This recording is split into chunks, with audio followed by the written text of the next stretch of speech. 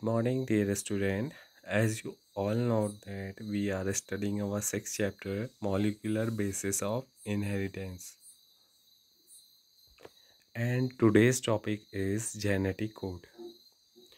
During replication and transcription, a nucleic acid was copied to form another nucleic acid. Hence, these processes are easy to conceptualize on the basis of complementary. The process of translation requires transfer of genetic information from a polymer of nucleotide to synthesize a polymer of amino acid. क्या होता है जब भी process start होती है translation की, तो यहाँ पर रिक्वायर होती है हमें जेनेटिक इंफॉर्मेशन को ट्रांसफ़र करने की. ठीक है, from a polymer of nucleotide. किसके द्वारा हम जेनेटिक इंफॉर्मेशन को ट्रांसफ़र करते हैं? पॉलीमर ऑफ न्यूक्लियोटाइड्स के द्वारा, जो सिंथेसाइज करता है पॉलीमर ऑफ एमिनो एसिड का. ठीक है, पॉलीमर ऑफ एमिनो एसिड होता है प्रोटीन और पॉलीमर ऑफ न्यूक्लियोटाइड होता है आरएनए. तो जेनेटिक इंफॉर्मेशन को ट्रांसफ़र करने के लिए आरएनए की ज़रूरत होती है और वो क्या बनाता है? प्रोटीन बनाता है.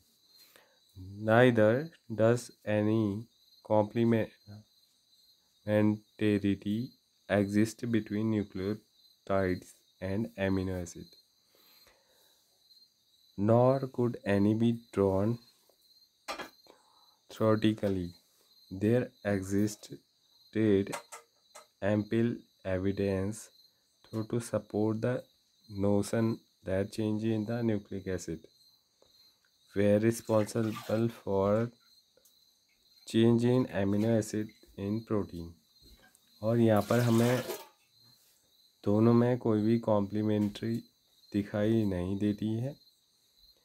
अगर जेनेटिक इन्फॉर्मेशन को ले जाने वाले न्यूक्लियोटाइड्स में चेंज है तो जो एमिनो एसिड बनेगा प्रोटीन का, उसमें भी चेंज हमें दिखाई देंगे.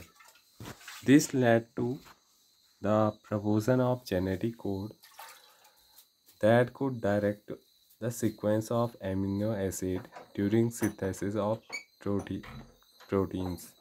ठीक है, यहाँ पर क्या होता है? एक प्रपोजन होता है जेनेटिक कोड का. ठीक है, क्योंकि जो न्यूक्लियोटाइड्स होते हैं वो काहे के बने होते हैं? बेस पेयर्स के बने होते हैं. और उन बेस पेयर्स में 3 का एक क्या बनता है? जेनेटिक कोड बनता है. That could direct the sequence of amino acid during. और ये क्या करता है? डायरेक्ट करता है एमिनो एसिड को कि वो कौन से प्रोटीन को सिंथेसाइज करे. If determining the biochemical nature of genetic material, अगर हम बायोकेमिकल नेचर देखें जेनेटिक मटेरियल का, and the structure of DNA was very exciting, तो हमें क्या होगा? और अगर हम डीएनए का स्ट्रक्चर देखें तो दोनों क्या हैं? काफ़ी ज़्यादा एक्साइटिंग है. The proposition and this fairing of genetic code was most challenging. और ये काफ़ी क्या है? चैलेंजिंग वर्क भी है. In a very true sense it requires involvement of scientist for several disciplines. Physicist चाहिए हमें, ऑर्गेनिक केमिस्ट चाहिए, बायोकेमिस्ट चाहिए और जेनेटिसिस्ट चाहिए. इतने सारे साइंटिस्ट हमें चाहिए जब हम डीएनए या फिर जेनेटिक मटेरियल का अगर हमने क्या देखना है? बायोकेमिकल नेचर अगर हमने जानना है तो हमें इन सारे क्षेत्र के साइंटिस्ट की हेल्प चाहिए होगी. It was George Gamow, a physicist, who argued that since there are only 4 bases and if they have to code for 20 amino acid. उन्होंने क्या बताया? एक साइंटिस्ट हुए जॉर्ज गैमो, जिन्होंने बताया कि केवल 4 क्या होते हैं? बेसेस होते हैं और वो कितने एमिनो एसिड को कोड करते हैं? 20 एमिनो एसिड को. The code should constitute a combination of bases. और जो कोड बनता है वो किसकी वजह से बनता है, कॉम्बिनेशन ऑफ बेसिस के कॉम्बिनेशन से वो बनता है। He suggested that in order to code for all 20 amino acid the code should be made up of 3 nucleotide. उन्होंने ये बताया कि जो 20 एमिनो एसिड हैं वो 3 न्यूक्लियोटाइड के आपस में मिल करके एक कोड बनाने से बनते हैं। This was a very bold proposition because the permutation combination of 4 cube 4 into 4 into 4 would generate 64 codons। अगर हम देखें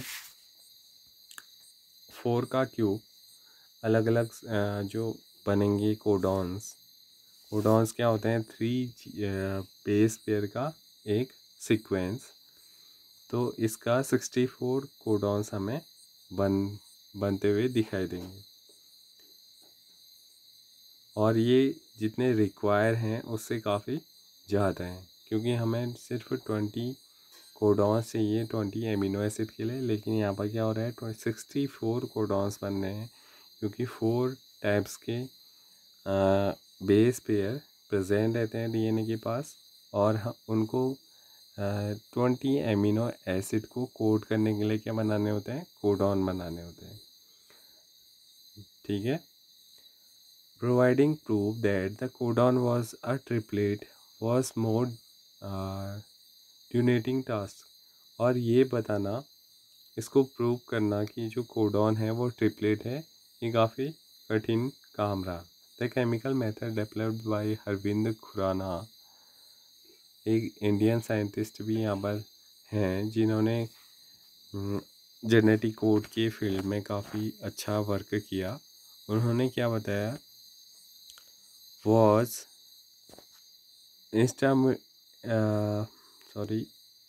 instrumental in synthesize RNA molecule with defined combinations of basis.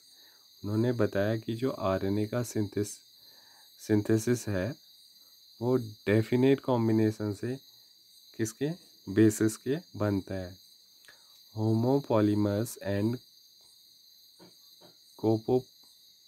Copolymers, उनको क्या बोलते हैं, होमोपॉलीमर्स एंड कोपॉलीमर्स।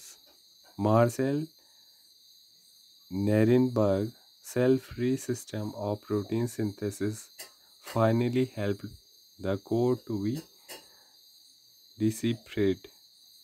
इसके बाद जो अगले साइंटिस्ट थे जिन्होंने जेनेटिक कोड के फील्ड में वर्क किया, उनका नाम मार्सेल नेरेनबर्ग है, जिन्होंने क्या अपनी जो थ्योरी दी थी cell free system of protein synthesis, उसकी वजह से पता चला कि कोड कौन कौन से यूज़ होते हैं जिनके द्वारा 20 एमिनो एसिड को कोड किया जाता है, उनका फॉर्मेशन सेल के अंदर होता है। इसके बाद सेवरो ऑक्टा एंजाइम, जिसको polynucleotide phosphorylase was also helpful in polymerizing RNA with defined sequence in a template independent manner। यहाँ पर एक एंजाइम का यूज़ किया जाता है किसके लिए, पॉलीमराइजेशन के लिए, आरएनए की पॉलीमराइजेशन के लिए।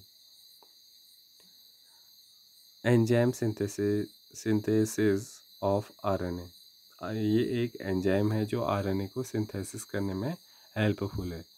Finally a chequerboard for genetic code was prepared which is given in 6.8।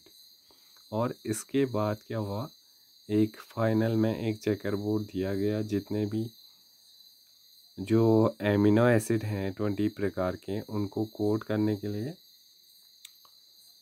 Codons का।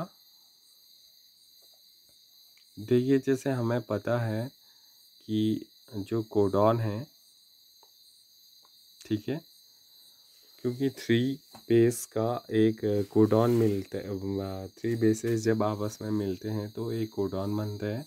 और हमारे पास टोटल कितने बेसेस हैं, 4 हैं, ठीक है। तो उन 4 को अगर हम मल्टीप्लाई करें, अलग अलग पोजीशन में लगा के देखें, तो टोटल हमारे पास 64 कोडॉन्स प्रिपेयर होते हैं। कितने? 64। और यहाँ पर आपको 64 के 4 दिए गए हैं, जो केवल 20 एमिनो एसिड को क्या करते हैं? कोड करते हैं। अब क्या साइलेंट फीचर रहे हैं जेनेटिक कोड के? The silent feature of genetic code are as follows. First, the codon is triplet. जो कोडॉन होता है वो क्या होता है? ट्रिपलेट होता है। जैसे यहाँ पर आप देख रहे हैं यू, ये फेनिलिन को कोड करता है। ऐसे ही UUC ये भी फेनिलिन को कोड करता है। नेक्स्ट है UUA, UUG, ये 3 बेसेस आपस में मिल करके एक कोडॉन को प्रिपेयर करते हैं।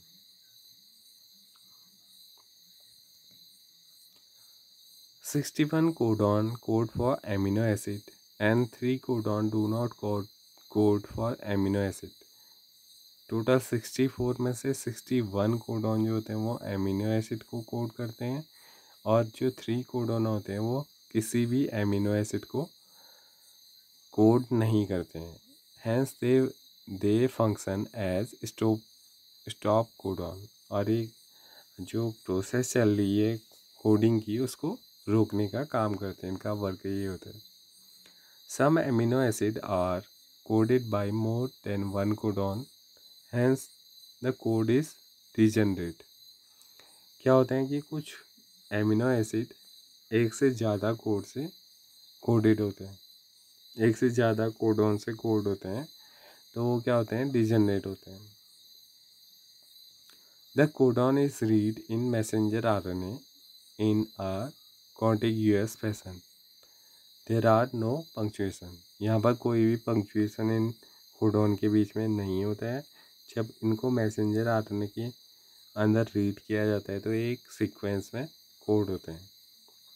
The code is nearly universal. ये कोड जो हैं वो यूनिवर्सल हैं, यानी कि अगर हम इस यूनिवर्स के किसी भी एनिमल्स के अंदर प्रोटीन सिंथेसिस की प्रोसेस देखें, तो एक कोडॉन जिस एमिनो एसिड को कोड कर रहा है वो हर एक एनिमल में इस अर्थ में प्रेजेंट है, जो उन सबों को कोड करेगा। For example, from bacteria to humans, UUU would code for phenylalanine. UUU किसको कोड करता है? फेनिल एलेनिन को। ये बैक्टीरिया में भी कोड करता है UUU फेनिल एलेनिन को, और ह्यूमंस में भी।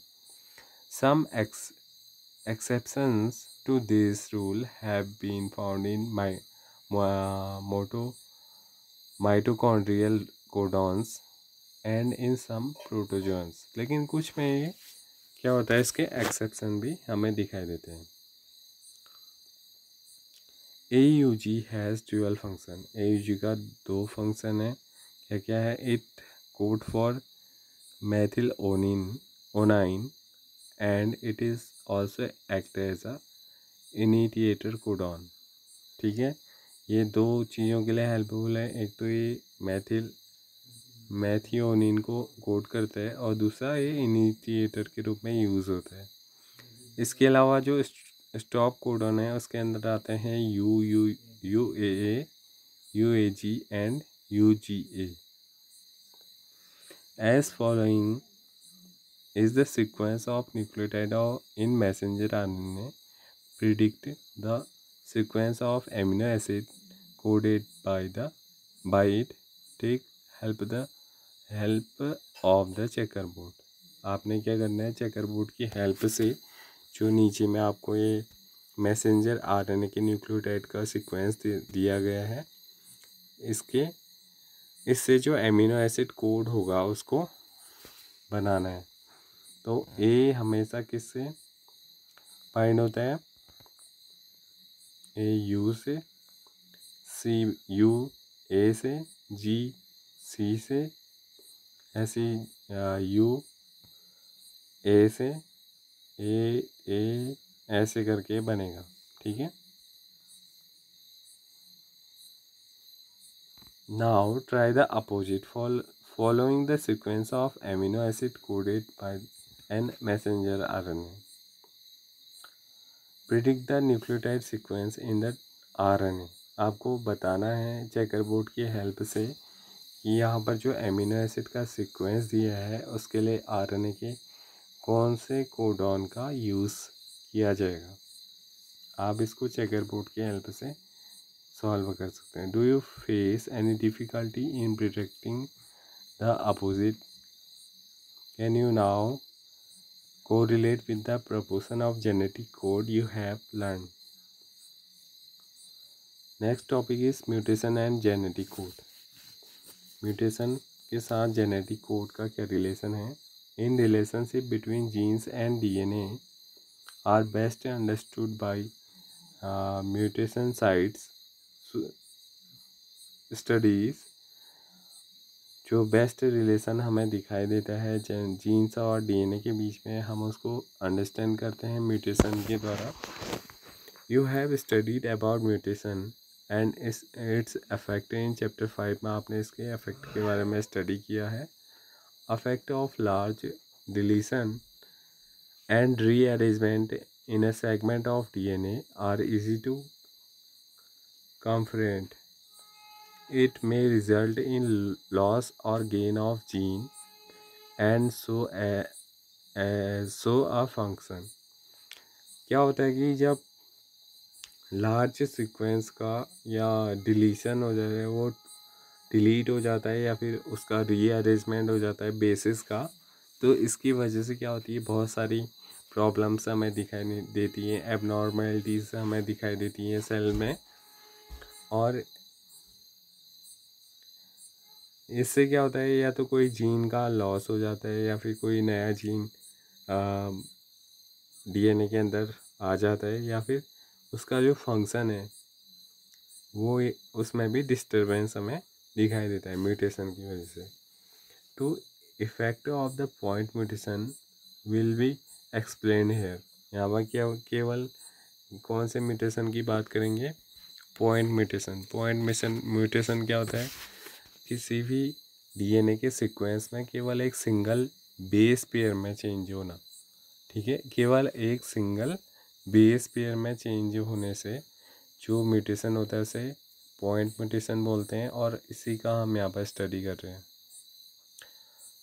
अ classical example of point mutation is a change of single base pair in a gene for beta globin chain. Beta globin chain में हमें दिखाई देता है that result in the change of amino acid residue glutamine to valine. जहाँ पर बनना होता है ग्लूटामाइन, उसके बदले क्या बन जाता है? वैलिन बन जाता है। और ये किस वजह से होता है? केवल एक सिंगल बेस पेयर में चेंज होने की वजह से। It result into a diseased condition called sickle cell anaemia.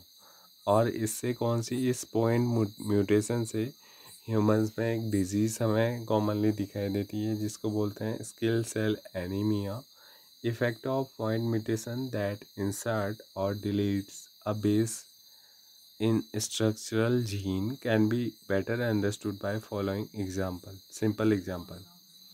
Consider a statement that is made up of the following word, each having 3 letter like genetic code. यहाँ पर आपको एक example दिया है, जैसे राम हैज़ रेड कैप। तीन word letter का, तीन वर्ड का एक वर्ड दिया है। If we insert a letter B in between has and red and rearrange the statement it would read as follows. अगर कोई एक नया उसमें बेस पेयर आ गया मान लिया जाए, तो कैसा सीक्वेंस हो जाएगा? Ram has pre deck P. इसका कोई मीनिंग नहीं हो रहा है। Similarly if we now insert 2 letter at the same place say B I then it read. अगर वहाँ पर एक और नया वर्ड अगर हम लगा लें तो इससे भी कोई एक मीनिंगफुल वर्ड नहीं बन रहा है। Now we insert 3 letter together. अगर हम 3 के 3 एक नया वर्ड वहाँ पर फिट कर देते हैं, तो इससे क्या बन रहा है, बिल्कुल एक नया सेंटेंस बन के आ रहा है। Ram has big red cap. The same accession और repeated by deleting the letter red one by one and rearrange the statement to make a triplet word। और अगर हम इसके स्थान पर जब हमने ऐड किया एक एक करके नया वर्ड, उसके स्थान पर अगर हम एक एक वर्ड को डिलीट करते जाएं तो क्या होगा, इससे भी कुछ ऐसी कंडीशन होगी जैसे आपको यहाँ पर दिखाई दे रही है। The conclusion from the above exercise is very obvious. Insertion or deletion of one or two base change the reading frame from a point of insertion and deletion।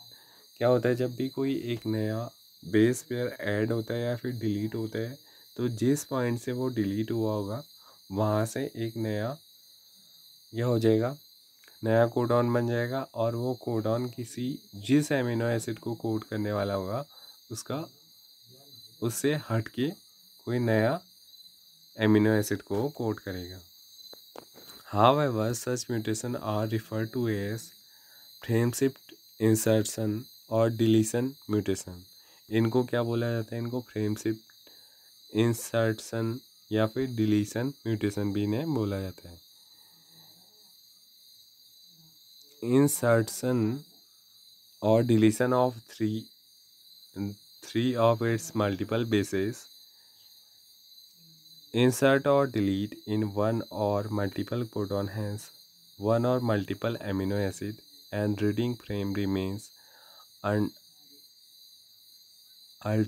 altered from that point onward। और जहाँ पर से ये दिखाई देगा उससे आगे का क्या होगा, बिल्कुल चेंज हमें मिलेगा। तो ये लेक्चर यहीं पर कंप्लीट होता है, इससे आगे हम नेक्स्ट वीडियो में देखेंगे। Thank you.